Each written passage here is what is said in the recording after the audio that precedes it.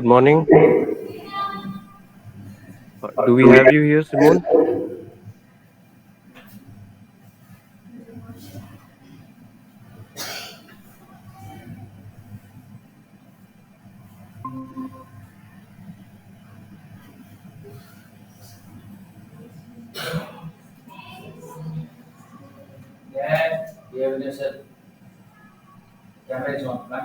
Hello, good morning. Morning. Welcome to Tarjan Dhanuka Academy. And before we begin the session, we have a small presentation that the kids have prepared for you. Because the school is considered a place of knowledge, a temple of knowledge, worship, and wisdom.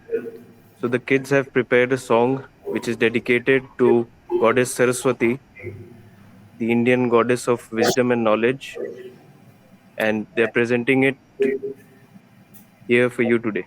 So over to them now. Hold this.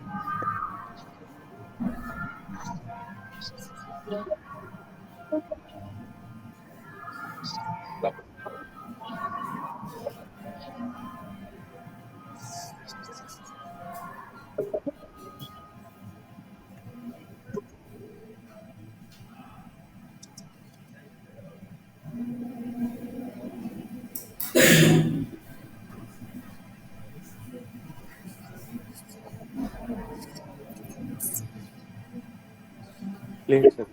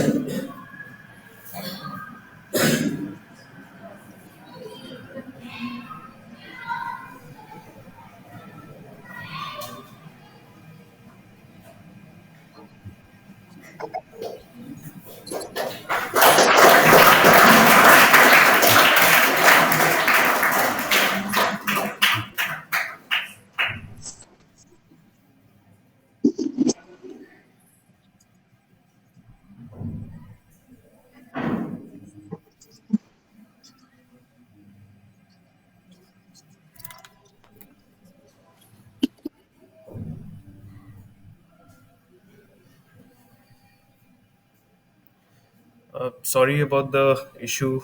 Uh, we had a little bit of an issue with the sound, I believe. Was it audible to you, Simone? No, I didn't hear anything, but it was very beautiful looking at anyway. Sorry about the snack, but I'll make sure to send a video of the entire thing separately to you. Yeah, please do. It would be lovely to hear with music as well. Right. And so I'll Yeah. just introduce you to all of our students here. Everybody say hi to Simone, sir. Hello.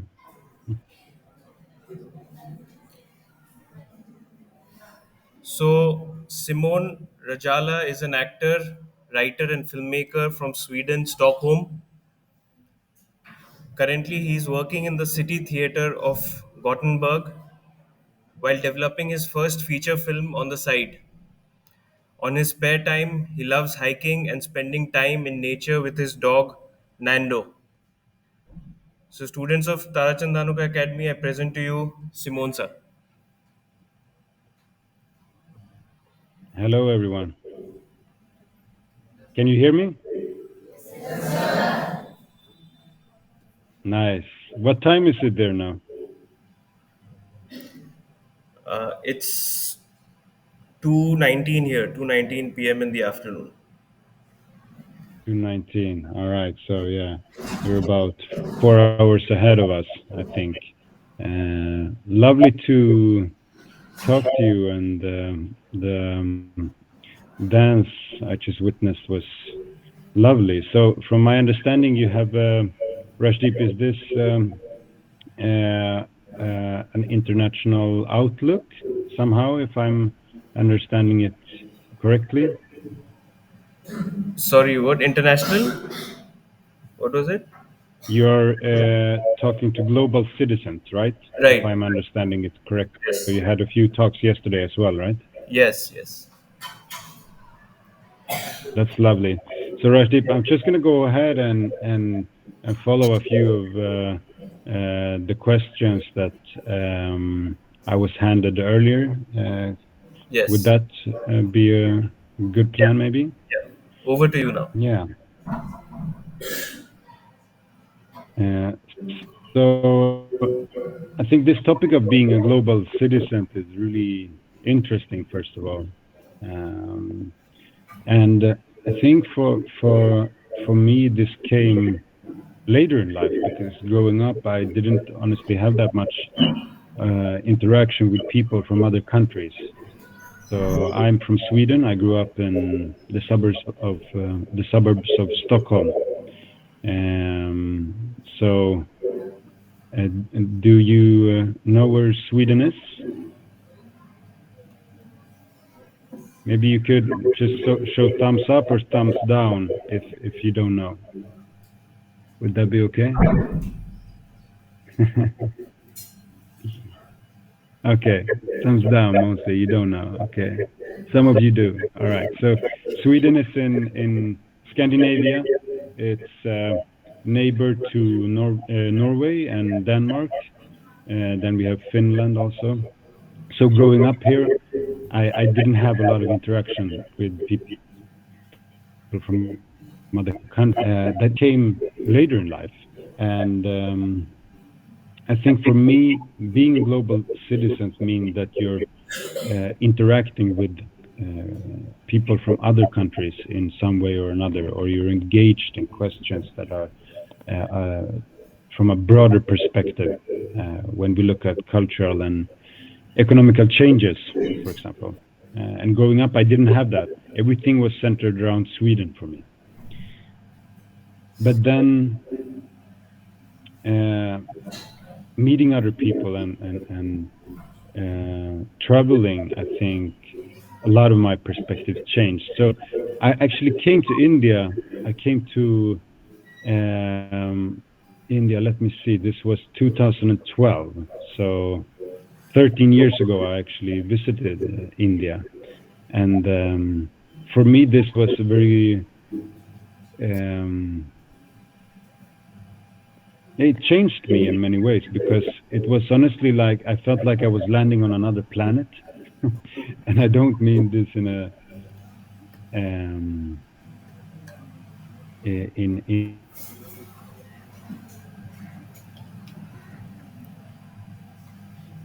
time that I came to a country where the um, culture was vastly different from Sweden's. I remember sitting in the airplane. I was landing in Mumbai, and I was just feeling the smell of all the herbs actually coming into the airplane, and it was during the night, so we didn't have any sunlight. It was just the light coming from the streets, and it was this big cloud of uh, um yeah, a lot of uh, different smells coming at me. And when I was going out from the airport, I remember all of the I think they're called rickshaws, your taxis, right? Is that correct? Yes, yes. Uh, yeah, yeah, and all of the taxi drivers were standing in front of the entrance. And for me, like in Sweden, that doesn't happen. You don't uh, have people, um, coming at you in that way, because that brings me to, I think, the one clear difference that I noticed is the idea of personal space. In Sweden, I think we prioritize a lot of our individuality. It's a very socialistic country where uh, people have been proud to have their independence. While I'm coming to India and I feel sort of all of a sudden that okay, in this country there is a very different idea about personal space because there's so many people. So yeah, maybe I can go further into that later. And Rashdeep, feel free to stop me if um, I'm being unclear if you have any thoughts or questions, maybe. No, no, it's all open to you now. Fully open. All right. So I think I first started understanding that um, my perspective and the Swedish perspective isn't in any way like the normal, because Sweden is a really small country, but growing up, you hear a lot about how we are a very developed country, that other people are looking at us for inspiration, that we are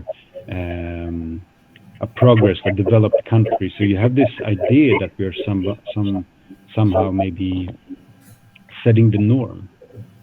But then actually, when I was living in Czech Republic, where you and I studied together, Rashdeep, I I remember thinking that this country is so bureaucratic. There's so many rules, like of um, conduct, and it's a former Soviet country, so they have a lot of leftovers from the communist era, where the formal, like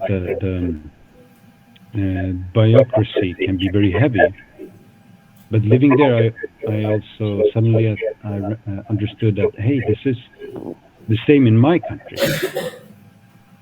So slowly, having these travels, being in India, living in Czech Republic, made me realize that my perspective is very, very limited. And gaining this like distance from your own culture, I think it's valuable.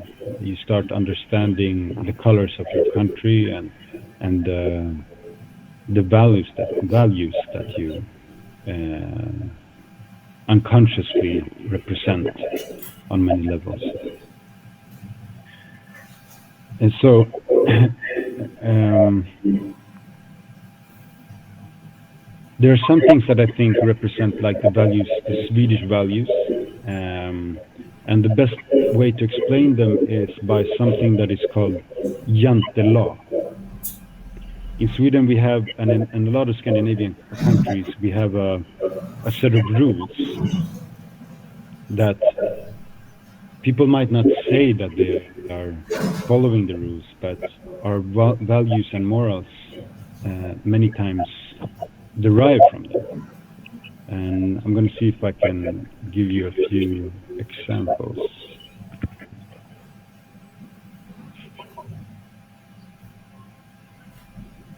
And these things sound very harsh,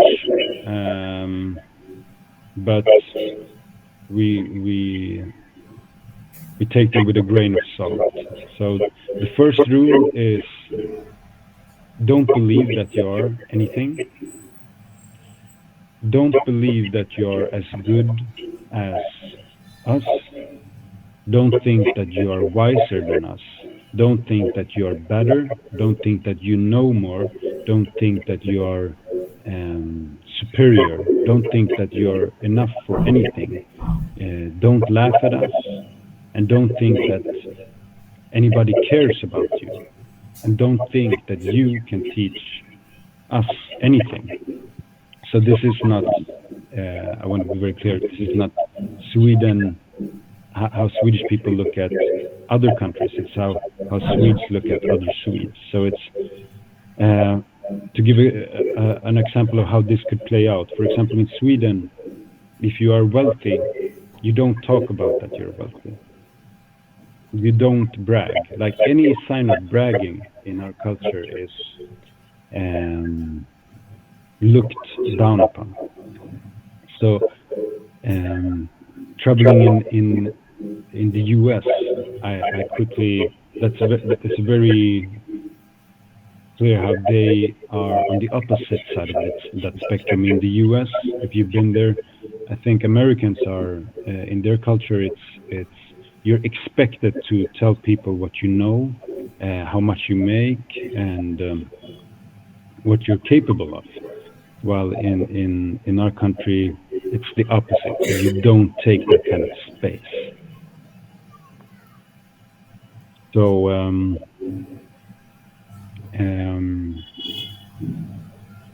yeah, this brings me to another point. Like, where does all of this come from, and what is like the definition of my culture? I think another thing that is defining my culture is that we are very individualistic. We have a socialistic country, so here you had a very early women's rights movement. So in my country, women wanted to be free from having to depend on their husbands. So the equality in women's rights and equality for workers and rights, the workers' rights, the labor movement has been very strong in Sweden. So what this means is that we have a system that basically, if you lose your job, you will get paid. And you also have a very strong groups of workers that come together and fight for stuff like salary and office hours and stuff. So um, I think this has made us very independent. We don't really need our neighbors, right? We don't really need our families. And if you come from an abusive home, let's say you're together with a partner that is treating you bad, then you are much more likely to leave your partner, right? And you're much more likely to maybe live by yourself. So in Sweden, we have one of the highest single households in the world. So a lot of people live by themselves, and this has many good sides to it. Obviously, when I grew up, I was very proud of this. But living in other countries, as I've also seen, especially in India, I could see that you have so much um, connectedness, that you have very a rich social life that many people here don't have. There are a lot of lonely people that are safe but don't have strong connections to other people. So I've also seen for me, this is it's the opposite coin of economical wealth that we have in my country. That there is a lot of independence, a lot of people are educated, but there's a lot of loneliness and um, sense of not belonging coming an effect from this. Is my experience at least. So yeah, do you have any questions or comments about what I said? Then please feel free to stop me. Otherwise, I'm going to continue. No, it's all very insightful as you're pointing out. In India, I mean, you've compared Sweden and the United States, and if you if we talk about India, we go a step ahead of where United States is. In India, we love bragging. Even if Mm. we are 19 at something, we'll say that we are 21 or 25. So that's how we do Mm. it. And like you said, the sense of individuality is not as uh, confirmed here. uh, we usually operate, I mean, in India, if we look at it, the family or the community is most likely going to be the smallest unit of uh, people. The individual himself or herself here in India does not have as much as uh, authority as, let's say, a family would. So the individuals don't just think about themselves, but more about how we can take everybody along. By everybody, we mean friends, family, our colleagues, people we work with, and everything that and everyone that's connected with our work. So yeah, that was one very interesting difference. And may I ask, Gurdeep, because I think one thing that defines for me a country is how you treat your elderly people. Is it common for people in India to live with their families, or do you have homes where older people go and live? No, no. I mean, here a few years back, a few decades back, if you look at the families in India, we used to have what is called the joint family system, in which, let's say, there is one set of grandparents and all the kids that all the sons and daughter, not the daughters, the sons that the grandparents had would stay in the same house, and all the kids of those sons would also stay in the same house. But lately, it's become a little uh, disjointed in the sense that joint families are now more moving towards nuclear families, where, but still, parents, the grandparents, and the kids, they usually tend to stay in one place, in one house together. The meals are together, the breakfast is usually together, dinners are together. Hmm. Yeah. So Yeah, so old age. that's interesting because Yeah. here it's very unusual to have it like that, which is yeah, very clear difference. In Sweden, most older people, they live in homes for older people with that are taken care of by essentially a company. So yeah, that's also a very clear difference there that I think speaks to the sense of common ground and how you in India have another type of connection with your families and how you keep your households. How old is a general Swedish person when they leave their parents or go to live in a different place? I would say maybe about 80, 18. 75, 80. Yeah, eight. Oh, you mean when they leave their households? Yeah, yeah.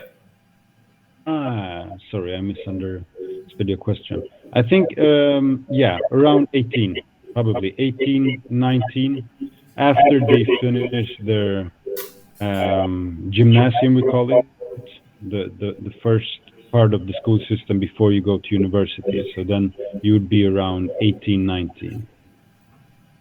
Right. So here in India, the education system that we follow, we do the schooling. We first do the kindergarten for 3 years, and then the schooling for 12 years. And again, like once a person is 18 or 19 years old, they graduate from school, and then they go on to their colleges and post graduation. So I think gymnasium is what is the same concept of, I think, schooling in India. Yeah, sounds similar. Sounds similar. But is it normal for people at that age to find their own households? No, absolutely not. I mean, No. one would complete their college or post graduation, get into a job. If it's a boy, if it's a male person, they would be expected to find a job, get married, and take care of the parents and settle down in the same place. Only if the location of the job is different. For example, if the parents are living in city A and the job of the son or the daughter is in a city B, that's the only case where one would live away from the parents, generally speaking. Mm. Yeah, that's interesting because at that age, I think, yeah, most kids probably move away from home. Usually, it can be if they continue their studies. It's they go to a student household connected to the university, or if they start working, then they are probably expected to find their own homes around their 20s. Uh, yeah. And once a person completes gymnasium and goes on to the college or post graduation, uh, is it all the costs of education? Then is it all borne by the government or by the individuals themselves? Yeah, by the government. All education is free in Sweden. I mean, there are private schools, definitely. You want to study something very specific, um, newer educations that come to some sorts of copywriting and IT, then there are private schools. But yeah, most people, especially if you go to university, they will go to the government schools. So up until How is that in college, India? sorry, Sorry? up until college and post graduation, if somebody is enrolled in the government college or the government institutions, it's all going to be free for them then. Yeah, yeah, definitely. Okay. And then we also have a if you want, you can have the government loan, which is from um, the perspective of the interest rate, the best you can have. And you can borrow around, I think it's up to maybe 70,000 US dollars or the equivalent of. Uh, but that's most people use them over a period of maybe 6 years. Right. I mean, $70,000 would approximately bring it to about uh, 60 or 70 lakh Indian rupees, which is a lot of money for any school or college here. Mm, All right. Do you have any? yeah. Yeah, sorry. Were you saying something? No, I did have some things I wanted to just tell you about what I do. If you didn't have any other questions, Rashid. No, no, no. Please go ahead. Hmm. No, so as you kindly mentioned in the start of our conversation, today I work as an actor, and I thought I'd share some images of what I'm doing currently. Um, let's see, can you see my screen now?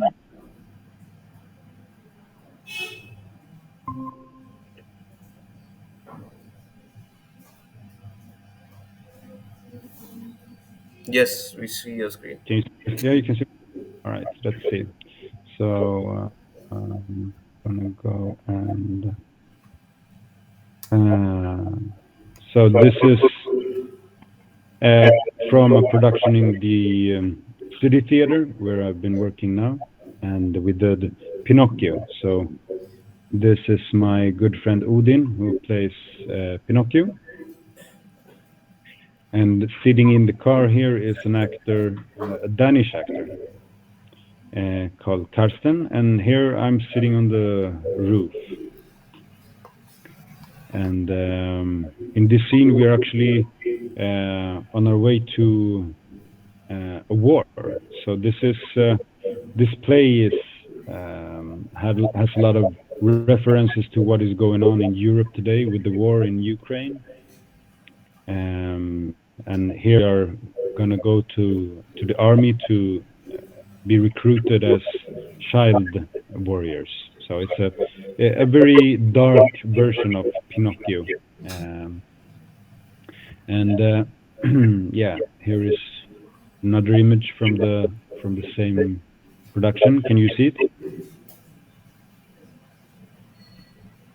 Yes, yes, we can see. Yeah. So I'm playing this character here. As you see, I have a, a bit longer hair than I do privately, and he's sort of this bully character that then becomes friends with the main character, Pinocchio. And here is the dictator.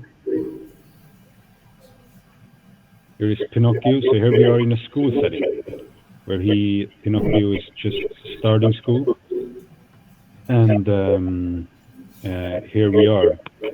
Uh, maybe that doesn't work. The other kids in the class, and here's the teacher standing. Oh, this is my dog, Nando, and this is from another production, a Greek tragedy that I did last year. And this is he is a king. Pentheus he's called, and he comes back to his hometown and discovers that the women are being mesmerized by an evil god. And I try to fight the god and make the women sane again, which doesn't go so well. And in the end, the god is making my mother believe that I'm a lion, so she kills me. And this is the scene where I think I'm gonna go to the a big party, and instead I'm going to be slaughtered by my own mother. So it's a very dark story, very typical Greek tragedy. Where are where's the, here we are again.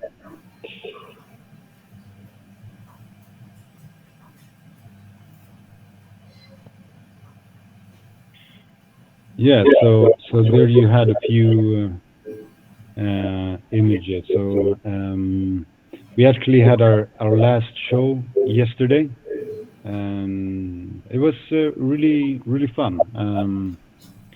I think we had around maybe 350, 400 people in the audience. That was maybe 70% of our seats were taken, so that was all right. Um, and the show has been going fairly well, not a big success, but it's been going more moderately well, I'd say. Um, and so my days look very different depending on what period what um, process I'm in. So when we are rehearsing something, I work basically office hours. So for me, that means I usually go up around maybe 6 in the morning because I also write. I write scripts and I write blog posts and all sorts of things. So I go up around 3 hours before we start in the theater, and I write for maybe 1 hour.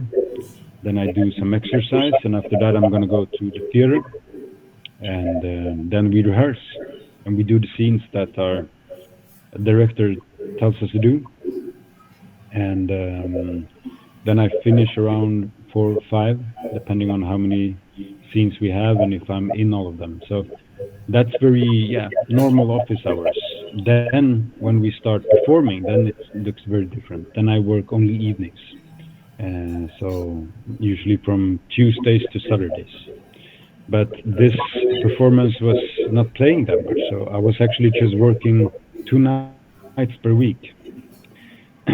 So that was a bit boring, but also a big luxury. I mean, I still get paid full time, so I have a lot of time to do other things like hang out with my dog, go hiking, be with my family. So honestly, it almost like having a paid vacation when you work so little, but still have a full time salary. So I can't complain, and I also had a lot of time for my writing. But now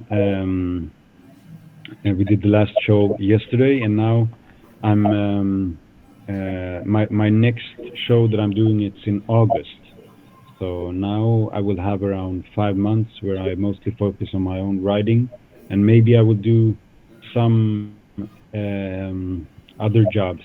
Uh, I do have like how do I say the government pays my salary with the months when I'm not working in the theater, so I don't have to work, but for me it's a bit boring not to do anything. So I also sometimes work in the psychiatry with people who have mental diseases like schizophrenia and stuff. And I feel that it's sort of important for me to have a connection with the real world because working in theater, working in film, it's um, it's fiction in many ways. It's a very um, small world where people can become very self-absorbed. I think that we can become very um, egoistic. So I think important for me to keep a contact with the outside and the real world. Yeah. Any ideas or questions? Then please feel free to stop me. Uh, Very insightful routine and very different from the routine that we all follow here. Uh, should we open the floor for questions, or I mean, Yes. Yes, please. yeah. Mm. So, students, any questions? You can ask sir about Sweden, about acting, about what his experiences were in India. Did you get to try the Indian food here when you were here? The stalls, Yeah, food. that was interesting. I mean, when I came to India first, I came to a restaurant, and the guy who sold me the food, he had a very interesting smile on his face, and I didn't understand why until I ate it because it was so hot that I cried for maybe 40 minutes. Um, and I tried drinking water, but it didn't work. And then also the food was served on a leaf, and I didn't understand like what I was if I was going to eat the leaf also. So it was a bit confusing for me. And then yeah, it was first when I came to the train station, I was asking one man like, "Is this train going to this place X where I was going?" And he was just doing like this with his head, and I thought maybe he is a little bit crazy, this guy. So I went to another guy and I said the same question, but he was also just doing this. So I thought, okay, maybe it means maybe something. So I figured, okay, yeah, he looks like it was positive, so maybe it means yes. So I went on the train, and it turned out that it was the right train. So then I was slowly understanding that this head movement, he was not a crazy guy. It was probably a sign for that something is good or something. Yeah. That's interesting. Yeah. What is it that you had ordered that came on a leaf? Sorry. Do you remember what was it that you ordered and they served it to you on the leaf? Ah, yes. No, I don't remember. It was rice, but then it was like some green, almost looking like a pepper, you know. And it was probably some chili spice because it was for me. I wouldn't recommend it because it was like I had a fireworks in my mouth, you know. It yeah. But then on the train, I remember there was a woman coming and she was chanting something. She was and I can't remember. It was Chaya, Chaya, Chaya, Chaya. She was chanting. I was thinking like, okay, this is some song now that they're doing. But then I saw that they had the, it was like tea or something. So that was nice, and I bought this. And I also remember that I was talking to one man about like pretty, serious conversation about the Swedish school system because we were like interacting like we do now about the differences. And then he was burping like, and for me like I thought that maybe he was drunk or something because like in Sweden you cannot do this. But then I understood that in India maybe it means something else. So we continued the conversation, and then after a while he he farted, and I was, and he was so relaxed about it, and I thought this was also interesting because like in my country we wouldn't do it, and then I understand that this is also something about the way of communication here is very different. So that was also a very interesting experience, and all other things like that. I remember once that people were like looking, in Sweden you don't really look at people that you don't know in public spaces, but there they in India they you seem to as I said before, have another idea of personal space. So yeah, once I also was sitting there and I had a somebody put a baby in my lap, and I was very surprised because in Sweden, like you would not never get a baby in your lap if you don't know the child. But I, I held the baby and it was nice. And then after a while, they took the baby away from me. So for me, that was very intense, but also I felt welcome. I felt like, wow, here people they trust you. Like nobody knew me. I could be anybody, but I felt very, welcomed from this. And I had lots of experiences like this, where people were interacting very intensely. I remember actually when I was going to fly home, I was fixing my clothes in a shop, and then I told the man that, yeah, I'm going to fly home from this airport, and he said that, I would be late. I'm going to be late there, but he will help me get there. So he drove me to the airport, and he actually knew people in the airport. So he helped me to get ahead of the line. And for somebody to do that, like in Sweden, you don't have really the same sense that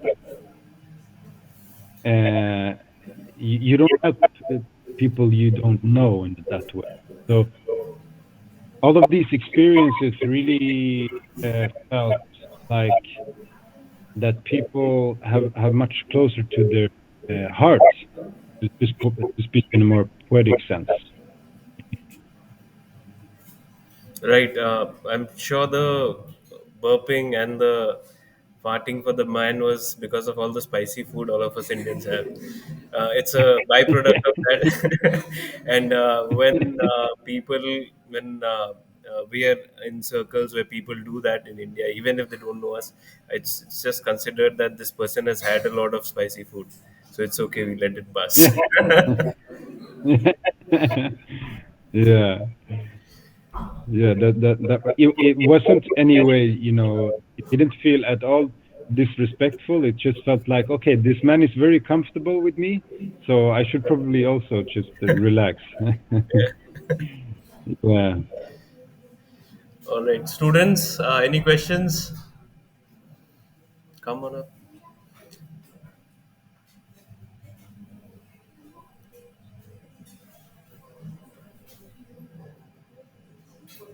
Good afternoon, sir. Good afternoon. I have heard a interesting fact about Sweden that their children can only eat chocolates on Saturday. Saturdays. Is that true? Yes, that's actually, I would say, true. We have something that is called Saturday candy. So yes, I would say it's true. Okay. And what happens if kids want to eat chocolates on any other day? Oh, that depends how disciplined the families are. But I would say most families will just say no. You don't get any candy if it's not Saturday. Why? I think it's to limit the sugar consumption. In Sweden, sugar is considered something that um, it's bad for your teeth. It's not particularly good for your health. So you try to limit this. Okay, sir. Thank you. Thank you for the question. A small lesson for all of you kids here: you should limit your sugar. We also have a lot of obesity issue in India that we generally don't care about, and I think it stems from a lot of sugar consumption that um, Indians love to do all over the day, every day. Mm. Did Yeah, it's you try any sugar is Indian food? very. Did you try any Indian sweets when you were here? Desserts? I tried this yogurt. It was like lassi, I Lassi. think it was Yeah. called. Yeah, like some, yeah, something after the spicy food. It was very good. I was taught this because the water, it doesn't help when it's strong. So somebody gave me this lassi, and then I could survive these spicy foods. Yeah. All right. Next. Who is up next?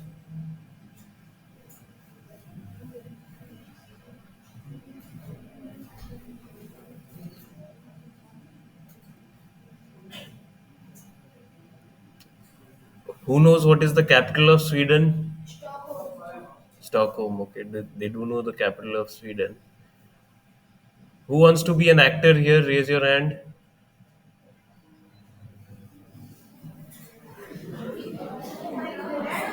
Okay. So we have one person who wants to be an actor. Do you have any questions for sir? Come on up.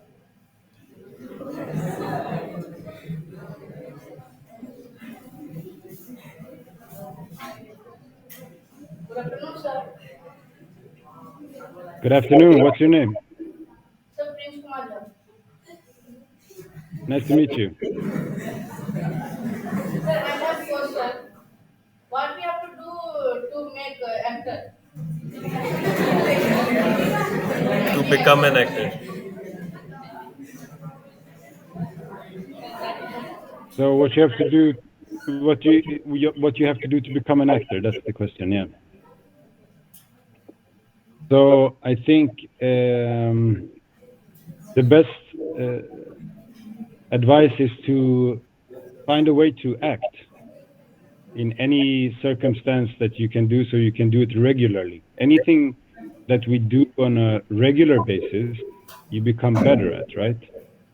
So if you want to become an actor, I think it's important that you find a place, a way, or a community where you can have the opportunity to do this on a regular basis.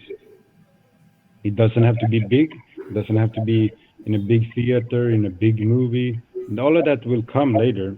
But if you find any way to just do it, it can even be that you start your own YouTube channel and you make small sketches there. As long as you do it as often as possible, you will become better and you will find your opportunities and the career possibilities when time is right. Sir, my second question is, sir, you have come to India. What is your favorite food? Food. Hmm. Um, I think it was uh, palak paneer.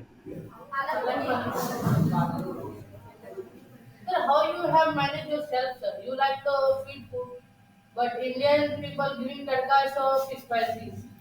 How you have managed yourself, sir? That is my question. I didn't understand the question, like how I manage my health, or what is the question? No, sir. Means, sir, Mm, you to like sweet food, but Indian people to yeah. make spicy food, no, sir.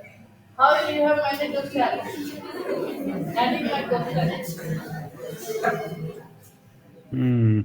Not sure I understand the question.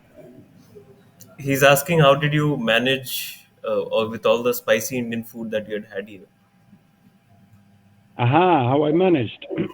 Well, I mean, uh, first of all, I didn't eat those green things anymore. They fooled me once, but not twice. So no more of the green peppers. When I saw them, I said, no, this is not for me. And I also find this lassi, right? So when I was drinking this together with the spicy food, then it was possible for me to eat it. But yeah, it was difficult. I mean, in my country we don't have the spicy food, so I don't have the same resilience as you guys. Thank you, sir. Thank you for the questions. Nice talking to you.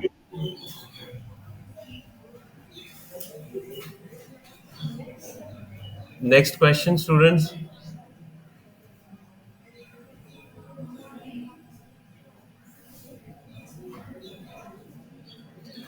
You all don't need to feel shy. You all can speak freely with sir. Who is coming up next? Girls?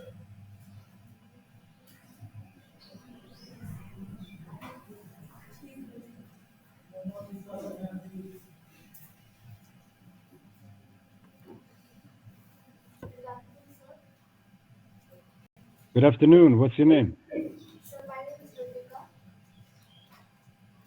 Nice to meet you. My question is that what is the journey from a common man to a filmmaker?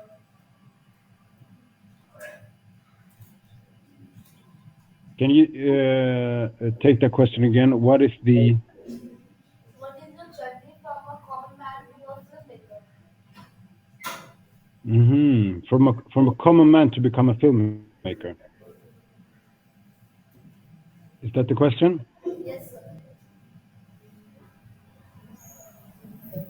Yeah, I mean that question is, I suppose, if we're talking on a practical level, there are lots of ways that a person can become a filmmaker. But from a um, spiritual perspective, I think there is another answer to that question in terms of wanting to tell a story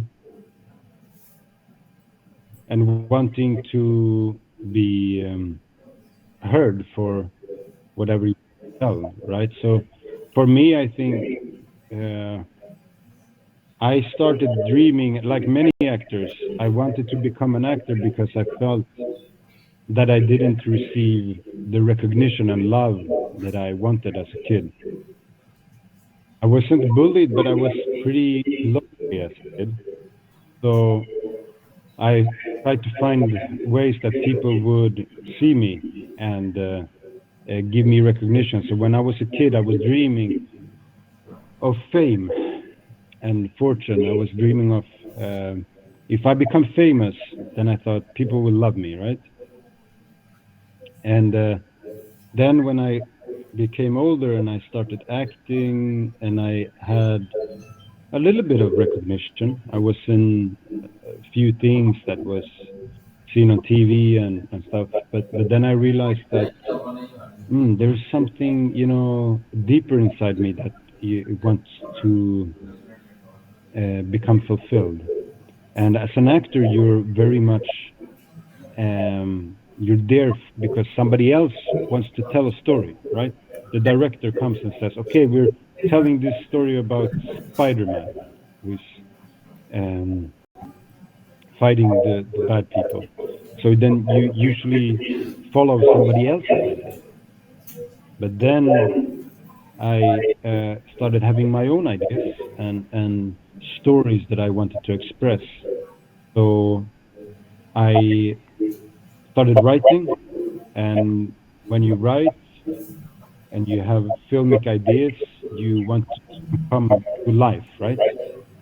So you look for ways to start making them into reality, and then that's when I went to film school uh, in Czech Republic, where Rajdeep and I studied together for 1 year, where we had the opportunity to make our own films together with the other students. Thank you, sir. Does that answer your question?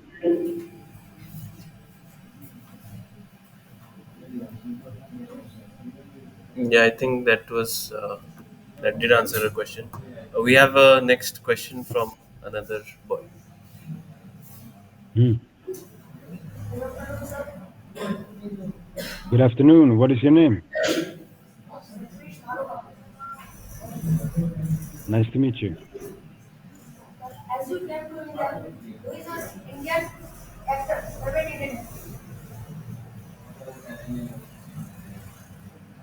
I have actually never met any actors when I was in India, um, and I'm still hoping to do so.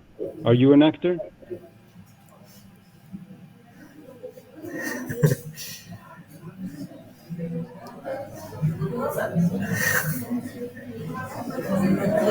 Okay, well, maybe if you become an actor one day, then I can meet you.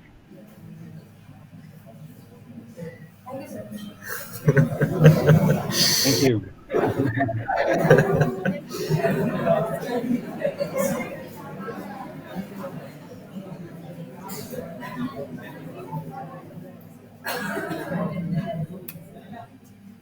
आपका नाम क्या है? Ask. आपका नाम क्या है? Sir is asking you, आपका नाम क्या है? Nice to meet you.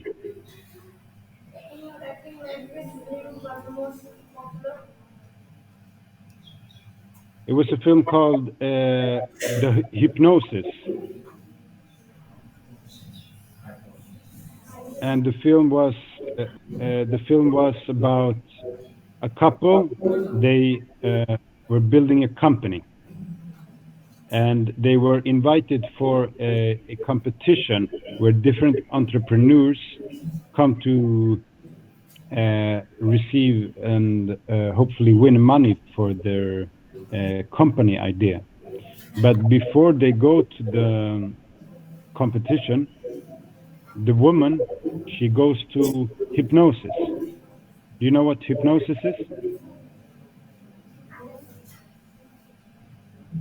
Hypnosis is when usually when you see it in movies, it's like they tangle this thing in front of your eyes until you get out of your head, and then the person who is hypnotizing you can tell you things like that you're a frog, or that you're an animal, or that you are invisible, and then you will believe it. That's the idea, right? So in this case, for the hypnosis, they told this woman that she cannot tell lies. So throughout the film, she's very honest all the time, which creates a lot of conflict and embarrassing situations during the contest. So that film was very popular. In Sweden we have an award called Guldbaggen. So we received three awards for this film competition. So that was very popular.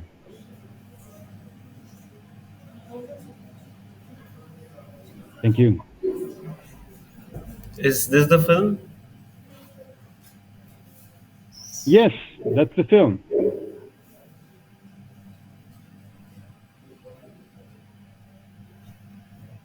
Exactly, yeah. All right. We'll show it sometime to our students here at the school. Yes, that would be amazing. Good.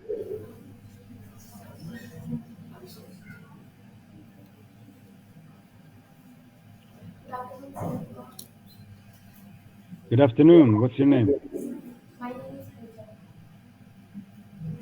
Nice to meet you. What are the challenges one should face while being an actor or an actress?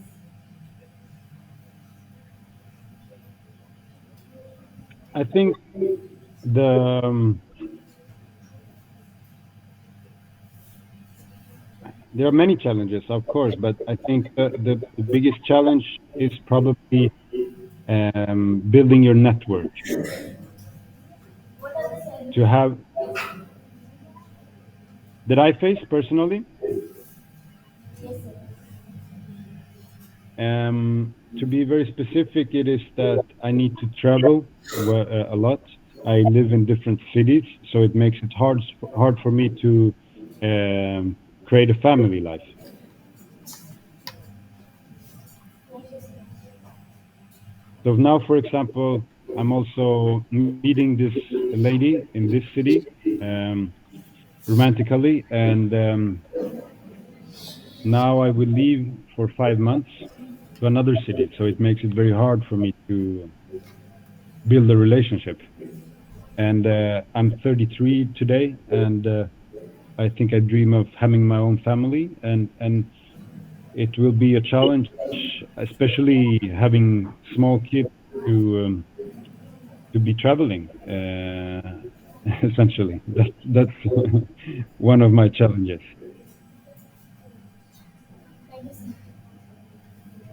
Thank you for the question.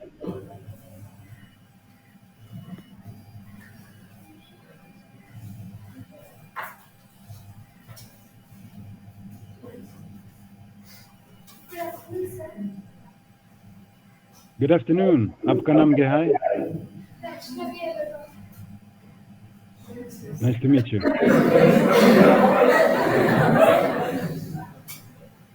I want to ask you that you came to India, you have seen our culture. What do you like the most in our? You know, I was reading a book while I arrived to Mumbai, and it was called Shantaram. Do you know this book?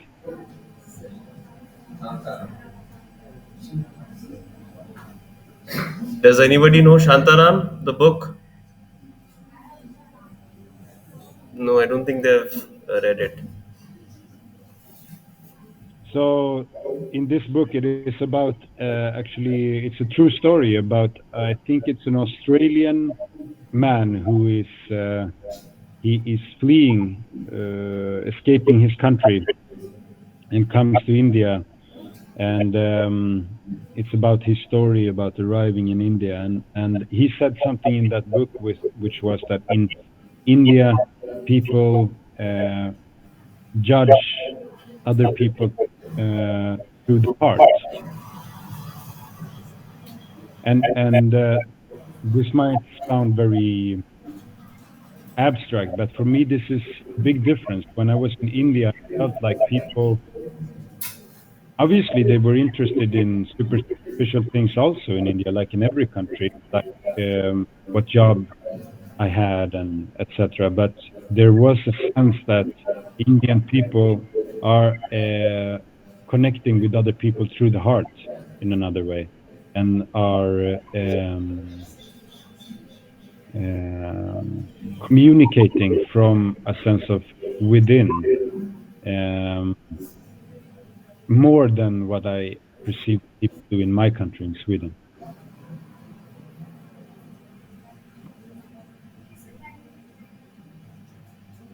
Thank you. Do we have any further questions, or we can move to the next round? Students, final one question. Okay, that's we'll go for one last question, and then we'll move into the a different segment of our program. Mm. Good afternoon. What's your name? Nice to meet you.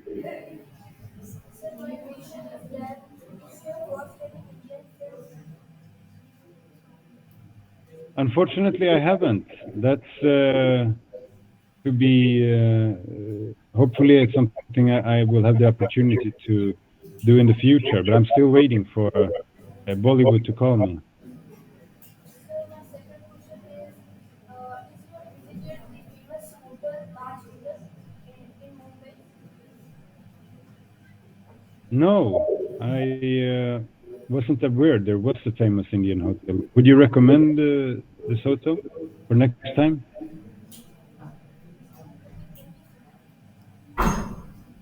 Thank you. All right, we'll move to the next session, next segment of our session. Sorry, which is called learning French, learning Swedish. Sorry.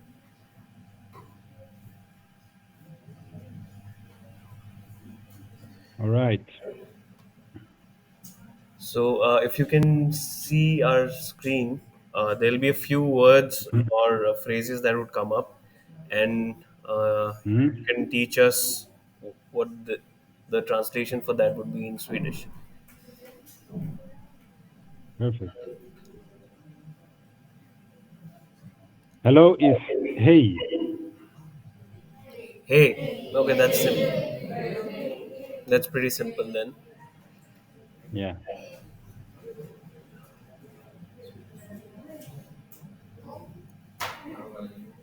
God morgon.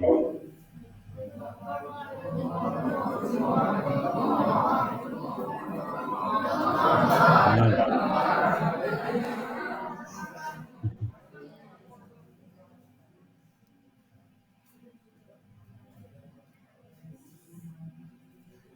Mitt namn är.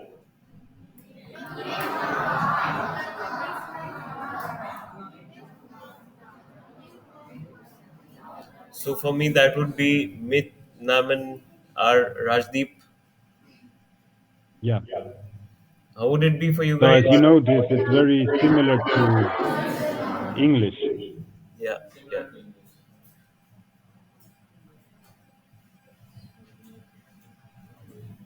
Hur mår du?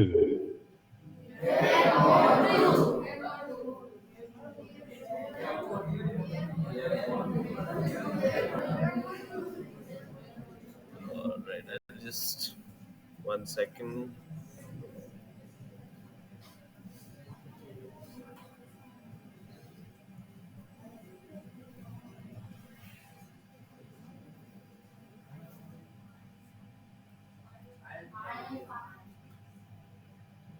Jag mår bra. How would you spell it? Gagm, and then there is a with a circle on top of it. Bra.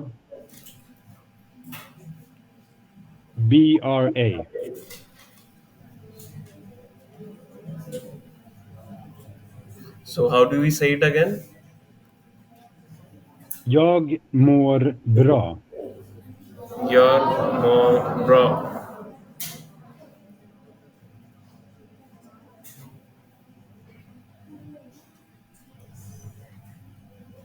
Tack. Duck. Tack.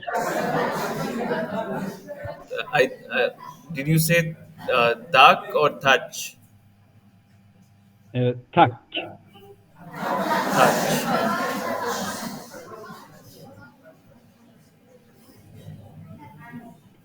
Trevligt att träffas. Again. Trevligt att träffas.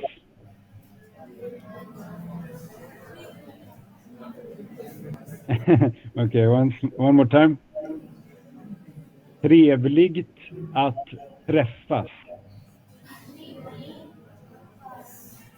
Can you help them and break it down syllable by syllable? Yeah. The first word is trevligt. Trevligt. Att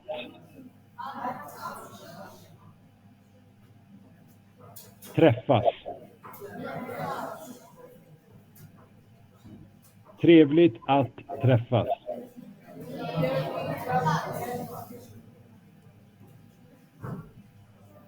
Nice, sounds good. You're really good. Okay, the next word is sorry. Ursäkta. Perfect.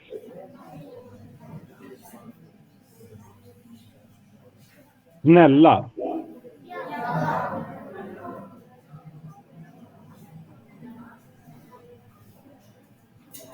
Good. Did they say it correctly? Yeah, it sounds good. We can do the last one more time. So, snälla. Snälla. Okay. Snälla. Nice. Sounds good. All right, I think that was the last word, and with that we come to the end of our session. Thank you so much, Simone sir, for being with us and giving us your valuable time and speaking with us. There's a big thank you in order from all of us.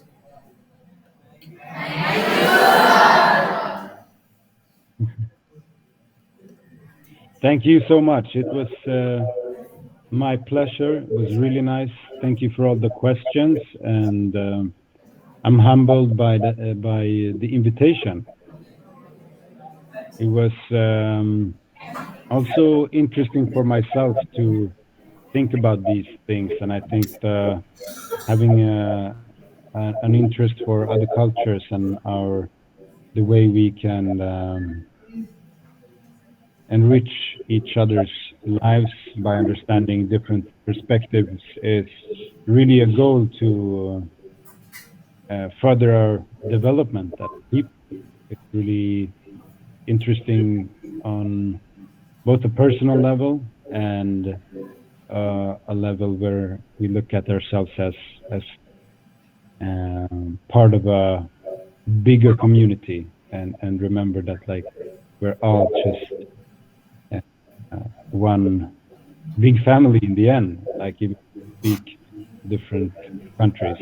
So thanks for reminding me of this, and I really appreciated all the questions. In India, we have a very old concept, and it's a tradition where we call Vasudev Kutumbakam, which means the entire world is our family. Kutumb is family, and Vasudev means the all people of the world.